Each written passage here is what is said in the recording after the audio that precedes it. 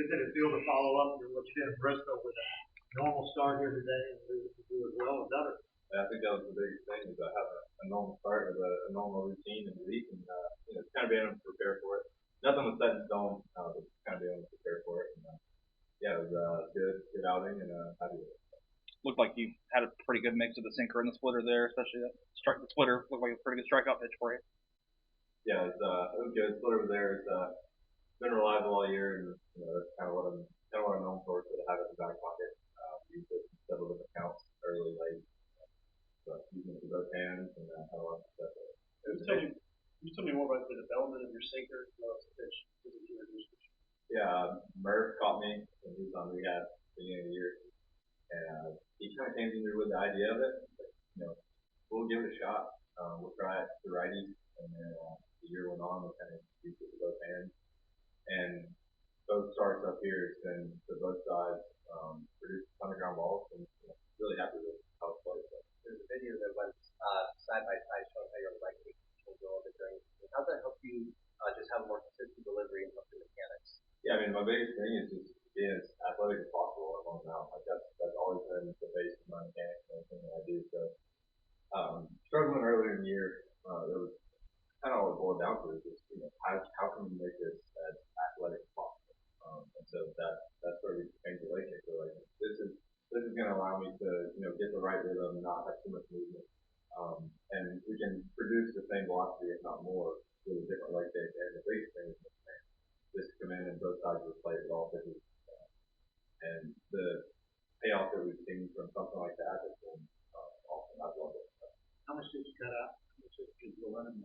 I mean, it's not really thinking about the leg kick. It's kind of like compared to like a loop leader type thing, or just like the front leg kind of hangs there, and catch myself in my back foot, just stay control, keep everything in control as possible. But I don't really say we let's cut down 50% of the leg kick. It's just like let's not focus on making it so big. Like let's just let it be natural, and let everything happen a little bit naturally. Saw your reaction to the Profar catch there. Looked like you were in a bit of disbelief. That was unbelievable. First off, the pitch, he got to the pitch, and then I was watching the ball. I was watching him watch the ball, like you do, something like that. Saw him jump on the wall, and I mean, I saw him catch the ball like as soon as he jumped. That was pretty unbelievable. Hurston was behind the plate, but how cool did it feel to be part of history today? The first thing on umpire. Yeah, I mean, I've had her in AAA a couple times. It's really cool. I was able to congratulate her. That's awesome for her. I can't imagine how hard it is for her to have come up and everyone says it. Probably told her it was impossible, but to be able to be part of that and they made a big deal out of it as it should be. And that's pretty cool for her. Hurston, these two starts versus the two you had last year, how different is it for you mentally from the standpoint of like, do you feel like you belong to this guy?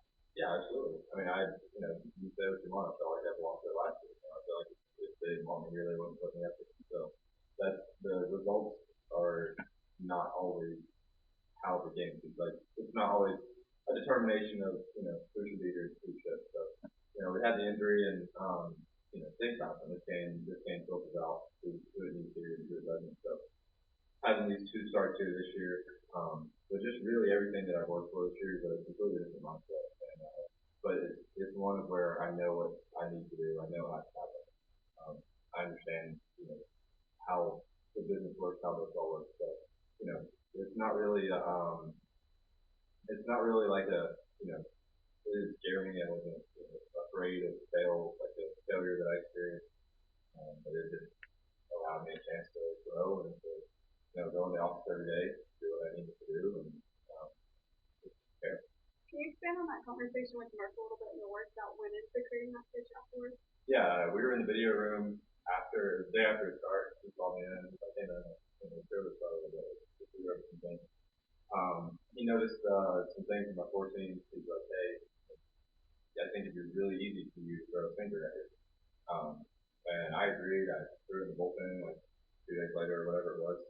He was still there on rehab. I was supposed to throw it to him again that week. It didn't happen. But, there was a lot of video, a lot of like comparing myself to other guys who were in the, the same arsenal and how it would play and work with both hands. But he was really helpful in the process. And, kind of opened some doors for me to be able to go and do that, and know that, from what he was seeing, that it played really well. Knowing the struggles of the starting rotation has had this year, especially injuries, what does it mean to come in and deliver the way you have so far? I mean, it's my job. Like, that's what I have to do.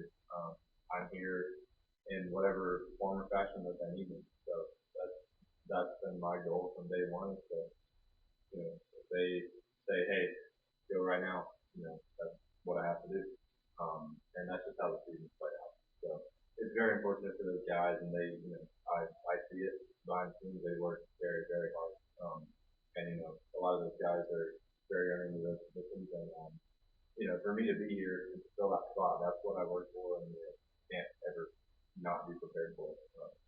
So happy to be here, but really just feeling unhappy. Thanks, Hurston. Thank you.